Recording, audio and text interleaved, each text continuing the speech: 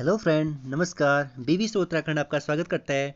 देखिए, आज वन दरोगा की जो पहली शिफ्ट में 19 जुलाई को पेपर हुई थी उसका एनालाइज आज करते हैं। और मेरे को अभी तक जितने मित्रों ने एसएमएस करके जो इम्पोर्टेंट प्रश्न बताए आज के तकरीबन 30-31 प्रश्न आपके लिए मैं लेकर के आया हूं।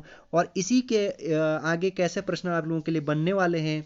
फिर से आयोग ने आपके साथ, फिर से यूकेएसएससी ने क्या गेम खेला, फिर से आपके साथ आपका कुछ और नहीं, इन्वायरमेंट का सेक्शन ही ज़्यादा आज भी रखा। और इसमें कुछ भूगोल के सेक्शन को भी आज आयोग ने फिर से रखा। इसीलिए आप जितना हो सकते हो इन्वायरमेंट और भूगोल को ज़्यादा फोकस करिए। साथ में फिजिक्स केमिस्ट्री के सवालों को भी देखिए और आप नोट्स को रिवाइज करिए। तो आइए शुरू करते हैं आज का पहला प्रश्न। वन दरोगा 19 जुलाई पहली शिफ्ट।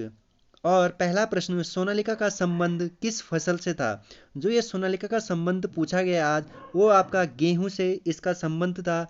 दूसरा प्रश्न, गुरुत्वाकर्षण से पूछा गया था आज भी सवाल। एग्जैक्ट तो पता नहीं कि गुरुत्वाकर्षण से क्या सवाल बना, लेकिन गुरुत्वाकर्षण से जरूर सवाल बना था। तीसरा प्रश्न आया था कि दुग्ध का निर्माण मनुष्य में कहाँ होता है या पशु में कहाँ होता है, तो ऑक्सीटोसिन, ठीक, निर्माण में सहायक। चौथा प्रश्न, हाथी प्रोजेक्ट कब आया। देखिए, फिर से आपका पर्यावरण पर सबसे ज़्यादा फोकस कर रहे हैं, तो हाथी प्रोजेक्ट आपका 1991 1992 में आया। ठीक, इसके बाद हमारा पांचवा प्रश्न जो आज का बना, सबसे ज़्यादा विद्युत ऋणात्मकता किस परमाणु क्रमांक के, किस परमाणु तत्व की होती है, तो फ्लोरीन की। ठीक है, तो देखिए तत्व जो आपका तत्व वाले टॉपिक है, वहाँ से बहुत सारे सवाल बन रहे हैं। इसलिए आप तत्वों के आवर्त सारणी को अच्छी तरीके से याद करके जाइए। नेक्स्ट प्रश्न है आपका, सुल्टा पिरामिड का संबंध किससे है। जबकि उल्टा पिरामिड का संबंध आप मिस्र से लगा सकते हो, तो सुल्टा पिरामिड का संबंध जहां तक मेरे को याद आ रहा है, तो ये भी आपका इन्वायरमेंट से इसका संबंध है। ठीक है, छठा प्रश्न आज का, परमाणु द्रव्यमान पूछा गया था इलेक्ट्रॉन और प्रोटॉन का।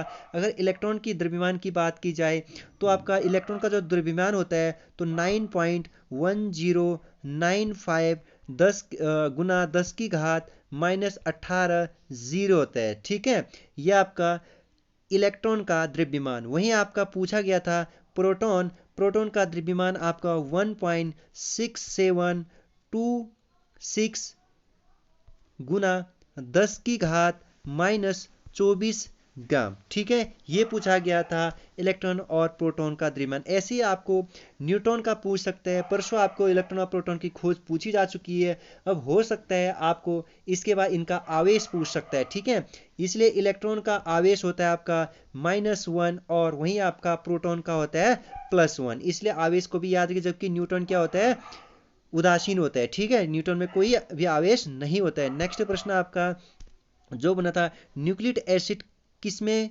मिलता है या किसमें बनता है, तो न्यूक्लिक एसिड का संबंध आपका केंद्रक में बनता है। ठीक है, नेक्स्ट प्रश्न आपका, प्रोटीन कहाँ पर बनता है, तो प्रोटीन आपका राइबोसोम में। आज आपका बायो पर भी फोकस किया था, बायो पर आप सेल से ज़्यादा प्रश्न पूछे गए हैं। नेक्स्ट पन्ना बांध कहाँ है, पन्ना बांध आपका छतरपुर जिले मध्य प्रदेश में है। ठीक है, पन्ना बांध का पूछा गया था, बांध पर भी सवाल बन रहा है, छतरपुर जिले मध्य प्रदेश। नेक्स्ट प्रश्न, महाराणा प्रताप के नाम से किस डैम को जाना जाता है।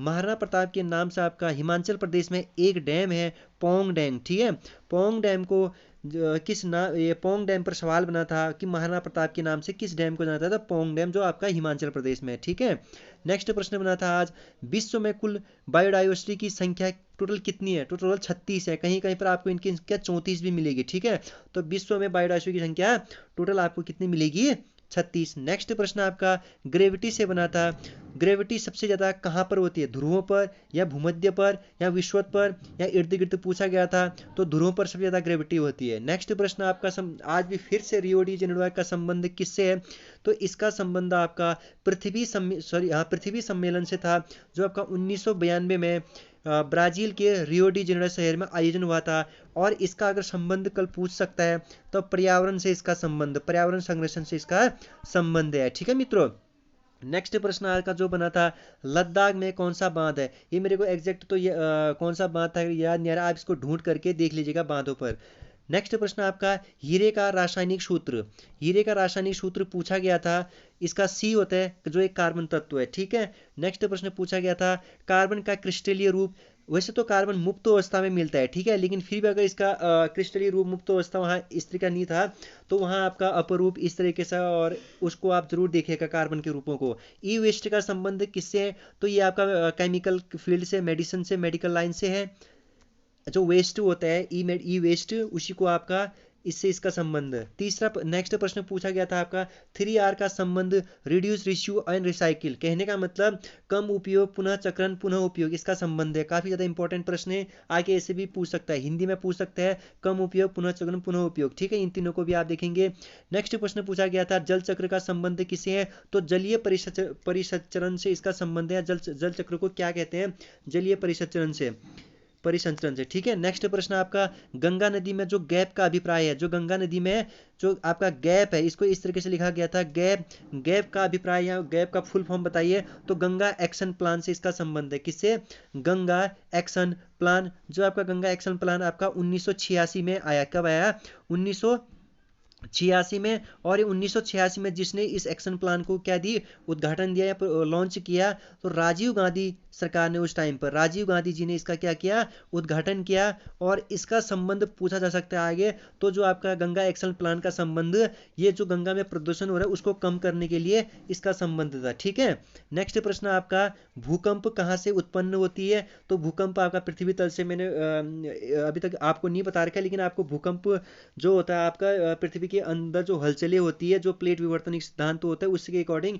लेकिन सवाल बना था भूकंप कहाँ से उत्पन्न होती है? भूकंप जिस तल से उत्पन्न होती है, भूकंप मूल कहते हैं उसको, ठीक है, जहां पर इसके झटके अधिकेंद्र। नेक्स्ट प्रश्न सिलिकॉन, कल भी आपका भूकंप से सवाल बना था, परसों भी बना था, तो इसके लिए इसको भी देखना है। सिलिकॉन में 15वें तत्व को मिलाने पर क्या मतलब कौन से प्रकार का टाइप बनेगा? अगर आपका सिलिकॉन है तो 15वें तत्व को उसके साथ रिएक्शन किया जाता है तो पी टाइप बनेगा, ठीक है, जबकि आपका 14वें में एन टाइप बनेगा, ठीक। इसको भी आपको देखना है। तत्वों से बहुत सवाल बनने में बार बार कह रहा हूं आपका। एक भी हाइड्रोजन नहीं होता है रासायनिक में, आई थिंक ये आप देख लेना, एक भी हाइड्रोजन कौन से रासायनिक में नहीं बनता है। इसके बाद सवाल बना था कोशिका की खोज किसने की? रॉबर्ट हुक ने 1665 में आपका कोशिका की खोज की थी। कुल मिलाकर के ये देखे कि आज का जो पेपर था सुबह की शिफ्ट में, कुल मिलाकर के ठीक ठाक था, लगभग अच्छा पेपर आया था। इन्वायरमेंट, जो आपका इन्वायरमेंट है इस पर ज़्यादा फोकस किया था। मैं आने वाले स्टूडेंट को, मैं आने वाले कैंडिडेट को कहूँगा कि इन्वायरमेंट पर ज़्यादा फोकस करिए, अधिक से अधिक पर्यावरणों पर जितने भी सम्मेलन हो रखे हैं उन सम्मेलनों को याद करिए। कल वाले एग्जाम में जो भी आपका इन्वायरमेंट के इंपॉर्टेंट फैक्ट है उसको जरूर देखिएगा और सम्मेलन को जरूर देखिएगा। और यहाँ तक कि थोड़ा सा को सेल को भी देखिएगा। और खास करके अगर केमिस्ट्री की बात करूँ, केमिस्ट्री में आप जरूर जो आपका तत्व सारणी है मेंडलीव से लेकर के, उसको तो हर हालत में देखना है, उसको आपको बढ़िया तरीके से तैयार करके जाना है। Wish you very happy, good luck कल के लिए। और मैं आपको शाम का जो सेकंड शिफ्ट में पेपर होंगे और जो अभी के पेपर नहीं आए मेरे साथ, जो जो क्वेश्चन नहीं पहुंचे मेरे पास, और शाम के दोनों क्वेश्चन को एनालाइज करेंगे। तब तक आज चैनल पर बनिए, सब्सक्राइब और शेयर करना ना भूलिए। Bye bye, take care, good luck.